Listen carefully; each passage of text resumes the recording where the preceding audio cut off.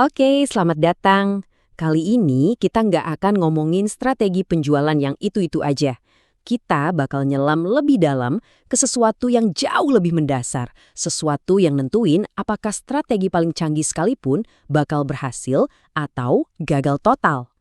Yuk kita bahas soal permainan batin dalam penjualan. Pernah kepikiran nggak sih, ada orang yang produknya keren, strateginya mantap, pasarnya juga ada, tapi kok hasilnya gitu-gitu aja?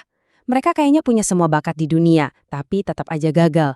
Nah ini nih pertanyaan yang bikin pusing banyak banget profesional penjualan di luar sana. Dan ini dia nih kebenarannya. Kita tuh sering banget nyalahin faktor luar.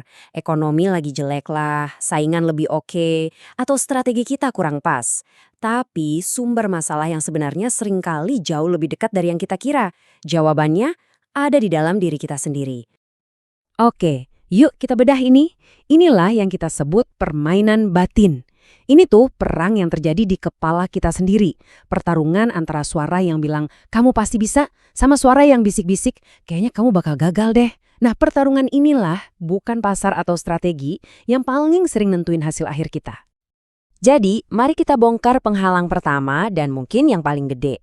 Ini bukan soal klien yang susah atau produk yang kurang oke. Ini semua tentang cerita-cerita negatif yang kita putar terus-terusan di otak kita, yang bikin kita mandek bahkan sebelum mulai melangkah. Nah, inilah yang namanya mental block. Ini tuh keyakinan-keyakinan yang rasanya nyata banget, padahal sebenarnya cuma cerita yang kita bikin sendiri. Coba deh bayangin, kalau di dalam hati kamu percaya kalau nawarin produk itu dosa atau mengganggu, gimana caranya kamu bisa nawarin dengan percaya diri? Nggak mungkin kan? Yang ada kamu malah secara nggak sadar ngabutasi diri sendiri. Kabar baiknya adalah mental block ini bisa banget dihancurin. Ada loh kerangka kerja yang jelas dan bisa langsung kita praktekin. Ada 5 hal yang bisa kita ubah secara sadar buat memprogram ulang pikiran kita. Fisiologi atau gerakan tubuh, kemana fokus pikiran kita, keyakinan yang kita pegang, kata-kata yang kita pakai, dan makna yang kita kasih ke setiap kejadian. Yuk, kita mulai dari yang pertama dan paling cepat efeknya. Fisiologi. Cuma butuh 2 menit. Coba deh lakuin power pose. Berdiri tegap dengan percaya diri, kayak Superman atau Wonder Woman gitu. Penelitian ngebuktiin loh, ini bisa langsung naikin hormon kepercayaan diri dan nurunin hormon stres. Ingat ya, emosi itu diciptakan dari gerakan. Jadi sebelum nelpon klien, jangan bungkuk lesu. Berdiri gagah dulu selama 2 menit. Sekarang coba lihat bedanya fokus ini. Di sebelah kiri itu pikirannya kejebak sama rasa takut. Takut ditolak, takut gagal. Tapi lihat yang kanan, fokusnya diubah total. Penolakan itu bukan akhir dunia, tapi cuma bagian dari permainan angka. Gagal itu bukan kiamat, tapi cuma latihan biar makin jago. Pertanyaan di kepala mereka pun ganti. Dari gimana kalau mereka bilang enggak, jadi gimana kalau mereka bilang iya. Ngubah fokus emang penting banget. Tapi ada satu jebakan lain yang bisa bikin fokus positif sekalipun jadi sia-sia. Jebakan itu adalah kebiasaan buat selalu ngelempar tanggung jawab. Kita sebut aja ini sindrom BEJ. Sindrom ini tuh trio racun pikiran. B itu buat blame atau nyalahin, contohnya penjualan sepi nih gara-gara ekonomi. E buat excuse atau cari-cari alasan, kayak saya nggak punya modal jadi ya nggak bisa. Dan J buat justify atau cari pembenaran, bikin logika palsu kayak biar miskin yang penting bahagia, biar kita ngerasa nyaman sama kondisi sekarang. Dan ini dia intinya, sindrom BEJ itu racun buat pertumbuhan. Selama kamu terus nyalahin, cari alasan, dan cari pembenaran, kamu itu sebenarnya lagi nyerahin kekuatanmu buat berubah. Terus gimana ngelawannya? Gampang, mulai dari sadar dulu. Tiap kali kamu sadar lagi ngelakuin B, E, atau J, stop sebentar.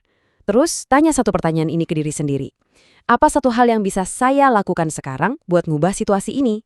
Pertanyaan itu ngembaliin kendali ke tangan kamu lagi. Oke, penghalang ketiga ini sering banget diremehin.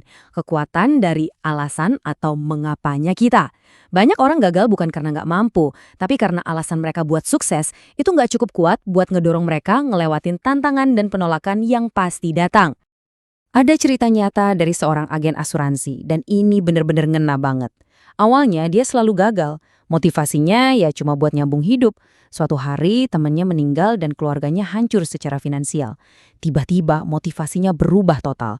Jual asuransi bukan lagi soal komisi, tapi jadi misi mulia buat ngelindungin keluarga lain dari tragedi yang sama. Hasilnya, dia jadi salah satu yang terbaik di bidangnya. Nah, ini dia inti dari motivasi yang kuat. Ini bukan tentang jualan, tapi tentang melayani. Saat kamu benar-benar percaya sama nilai produkmu, penolakan itu nggak akan lagi terasa personal. Kamu justru bakal ngerasa punya kewajiban buat terus berbagi, karena kamu tahu itu bisa ngebantu orang lain. Oke, yang terakhir, kita bakal bahas musuh kita semua nih, setiap hari. Ragu-ragu dan nunda-nunda. Ada loh alasan ilmiahnya, kenapa kita sering ragu buat ngelakuin hal-hal yang kita tahu harus kita lakuin. Contohnya, kayak ngangkat telepon buat nelpon calon klien. Konsepnya gini, otak kita itu kan didesain buat ngelindungin kita dari hal-hal yang nggak nyaman atau beresiko. Jadi pas muncul dorongan buat ngelakuin sesuatu yang menantang, kamu cuma punya waktu sekitar 5 detik buat bergerak. Kalau kamu diam aja, otak bakal ngambil alih dan ngasih kamu 1001 alasan buat nggak ngelakuin itu. Ingat angka ini, 5 detik. Cuma segitu waktu yang kamu punya buat ngalahin insting nunda-nunda dan ngambil alih kendali. Solusinya praktis banget, namanya aturan 5 detik dari Mel Robbins. Pas kamu ngerasain dorongan buat bertindak tapi terus ragu, langsung hitung mundur dalam hati. 5, 4, 3, 2, 1, go! Langsung gerak secara fisik. Angkat teleponnya, berdiri, atau ambil langkah pertama. Hitungan mundur ini motong proses mikir yang berlebihan dan ngedorong kamu buat langsung bertindak. Oke, jadi setelah kita bahas panjang lebar, apa nih kesimpulan utamanya? Apa yang harus kita bawa pulang dari obrolan soal permainan batin dalam penjualan ini? Ini dia poin kuncinya. Kamu bisa aja punya skrip penjualan paling jago sedunia, produk paling inovatif, dan strategi marketing paling canggih. Tapi semua itu nggak ada artinya kalau pikiran kamu, keyakinan kamu, dan keberanian kamu nggak siap buat ngejalaninnya di dunia nyata. Permainan batin itu fondasinya. Persis kayak kata legenda penjualan, Zig Ziglar, keyakinan itu nular.